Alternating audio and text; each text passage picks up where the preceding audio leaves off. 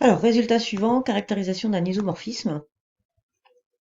Alors, je rappelle qu'entre deux espaces dont l'un est de dimension finie, pour que ces deux espaces soient isomorphes, il faut que l'autre soit aussi de dimension finie et de même dimension que le premier.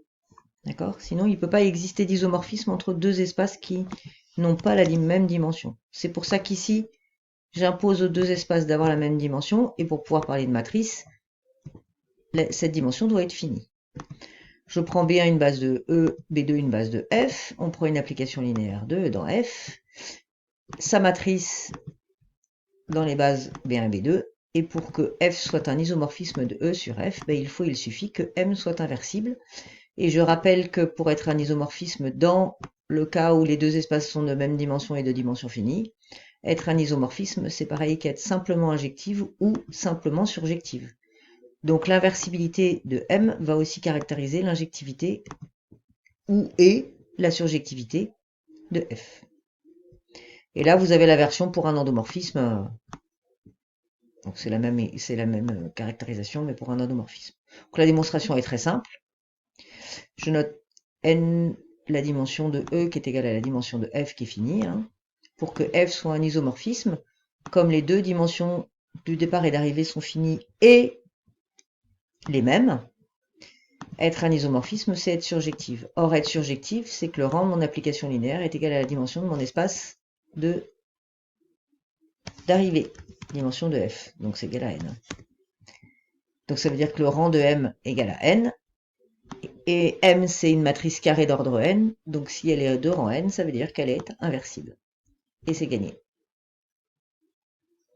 Je vous laisse lire la petite remarque ici. Refaire l'exemple qu'on a déjà traité en classe. On l'a déjà vu celui-là. On a déjà exactement fait le même.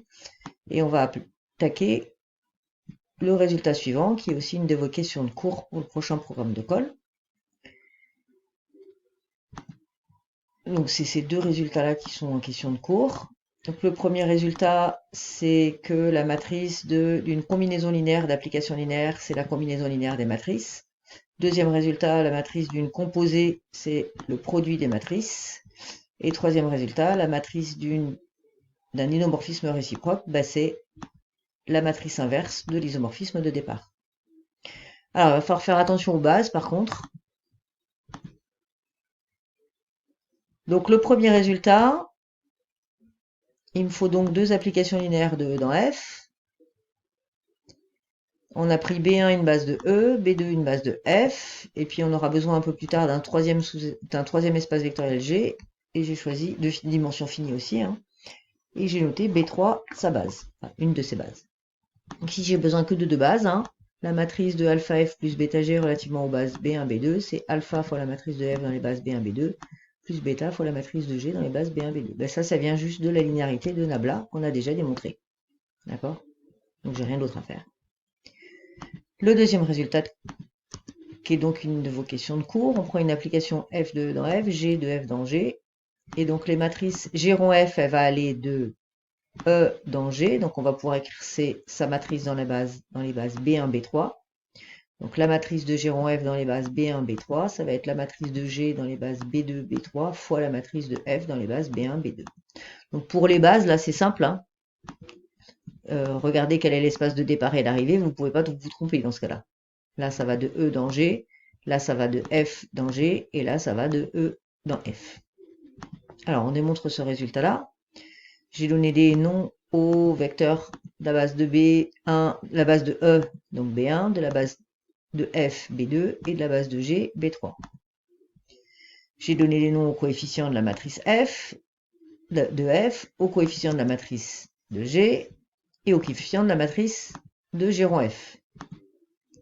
Ça signifie quoi? Donc je rappelle que les AIJ correspondent aux composantes des vecteurs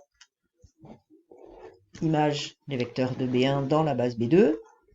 Donc en colonne J, on a F de EJ, donc j'ai noté F de EK, donc en colonne K, on a F de EK, et F de EK, c'est donc la somme des AIK VI. Ici, en colonne I, dans la matrice B, j'ai les composantes de G de VI dans la base B3, donc on a donc la somme des BJI VJ. Et du coup, G de f de ek, donc c'est la somme des AIK G de VI, puisque EK, on va pouvoir l'écrire comme ça, et G est linéaire, donc on obtient ça. J'ai pas mis un G linéaire ici. Vous pouvez l'écrire, G linéaire. Et je remplace aussi G de VI par son expression, du coup on obtient ça. On distribue les AIK sur chacun des termes de la somme, et on intervertit les signes sommes comme d'habitude. Du coup on peut mettre VJ en facteur dans cette somme-là, on obtient ça. Et donc ici, je vais pouvoir lire les composantes du vecteur G de f de ek dans la base B3. Donc sa composante à ce vecteur G de f de ek selon W1, ben c'est ça en prenant J égale, J égale 1. Les composantes de ce vecteur-là, selon le vecteur W2, ben vous prenez ça en prenant J égale W2, J égale 2, pardon, etc., etc. Ok, le coefficient CJK qui correspond du coup CJK, on est en colonne K, donc c'est bien les composantes de ce vecteur-là qu'on va trouver en colonne K, et la JM composante, bah, elle correspond à ce coefficient-là, à la composante selon WJ. Donc on obtient exactement cette égalité-là, qu'on peut aussi écrire comme ça, et ça correspond exactement au coefficient LINJ colonne K de la matrice BA. Donc le coefficient LINJ colonne K de C étant égal au coefficient LINJ colonne K de BA, on obtient ce résultat-là. C égale BA, c'est-à-dire exactement celui-là.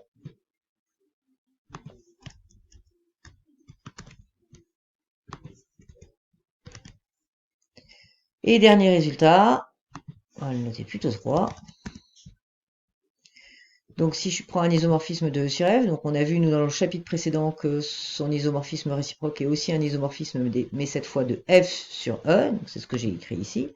Et donc on peut écrire la matrice de cet isomorphisme dans les bases B2, B1. Et on a démontré, juste dans le paragraphe précédent, que comme ce sont des isomorphismes F et F-1, leur matrice dans n'importe quelle base est inversible. Donc les deux matrices-là sont inversibles. Et donc on veut montrer que l'une de ces matrices est l'inverse de l'autre.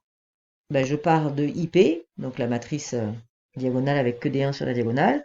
Nous on a vu que c'était la matrice de l'identité dans les bases B1, B1. Et donc on va pouvoir dire que c'est la matrice de F-1 rond F dans les bases B1, B1. Et d'après ce qui précède, donc c'est le produit des deux matrices, matrice de F-1 dans les bases B2, B1, fois la matrice de F dans les bases B1, B2. Donc l'une est bien l'inverse de l'autre. Cette matrice-là, c'est l'inverse de celle-ci. Ah, il y a une petite astérix ici, hein, qui est importante. Hein.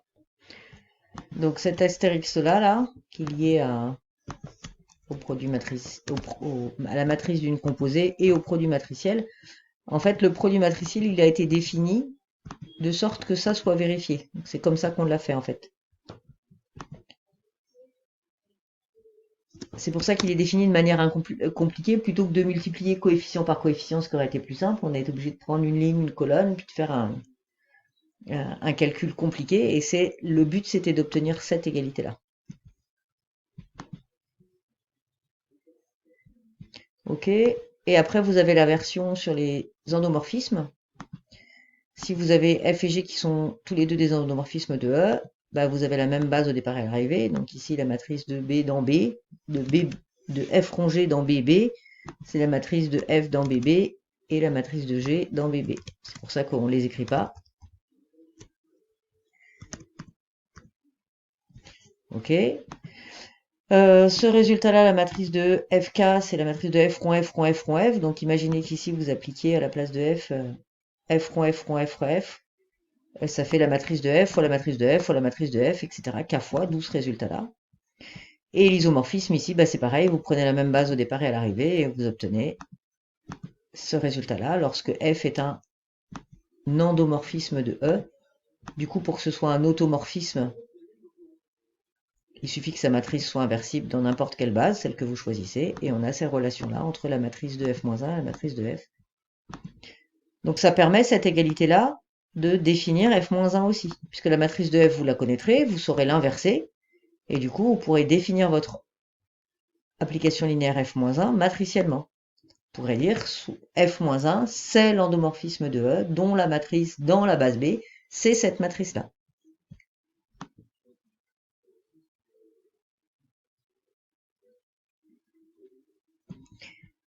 Et du coup, une petite application, si on prend un espace de dimension finie E, une base B de E, en endomorphisme de E, M la matrice de F dans cette base-là, et lambda un scalaire. Pour que l'équation f de x égale lambda x admette une solution x non nulle, il suffit que le déterminant de m moins lambda i soit nul. Donc pour la matrice déjà de f moins lambda identité, c'est la matrice de f moins lambda la matrice de l'identité. Donc ça c'est le résultat, ce résultat-là, c'est parce que nabla est linéaire. Et du coup ça fait m moins lambda i. Du coup, pour qu'il existe un vecteur non nul tel que f de x égale lambda x, ça veut dire qu'il existe un vecteur non nul tel qu'on est ça, égale vecteur nul, lui. Donc s'il existe un vecteur non nul tel que f moins lambda identité de ce vecteur-là soit nul, ça signifie que f moins l'identité, lambda identité, n'est pas injective. Et comme on a la même dimension au départ et à l'arrivée, ça signifie que sa matrice dans la base B n'est pas inversible. C'est-à-dire cette matrice-là n'est pas inversible. Et donc du coup, vous pouvez caractériser ça par l'inversibilité, la non-inversibilité et par le déterminant qui est nul. Donc ça c'est parce que, ça c'est important, c'est parce que vous êtes en dimension finie au départ et à l'arrivée et la même dimension. Vous pouvez caractériser l'injectivité, pardon, c'est pas celui-là, c'est celui-là. Vous pouvez caractériser l'injectivité d'une application linéaire matriciellement par la non-inversibilité de sa matrice. Encore une fois, même dimension finie au départ et à l'arrivée.